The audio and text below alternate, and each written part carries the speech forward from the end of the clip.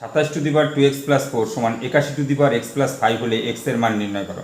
27কে আমরা লিখতে পারি 3 কিউব, তাহলে 3 cube whole to the power 2x+4 সমান 81কে লেখা যায় 3 to the power 4 whole to the power x+5 বা 3 to the power 6x plus 3 4 12 সমান 3 to the power 4x plus 4 5 20। সূচকের নিয়ম অনুযায়ী ভেতরের পাওয়ারের সঙ্গে বাইরের পাওয়ারের গুণ হয়। সূচকের নিয়ম অনুযায়ী আমরা জানি উভয় পাশে নিধান সমান হলে অর্থাৎ নিচের দুটি সমান হলে উপর দুটিকে সমান করে লেখা যায়।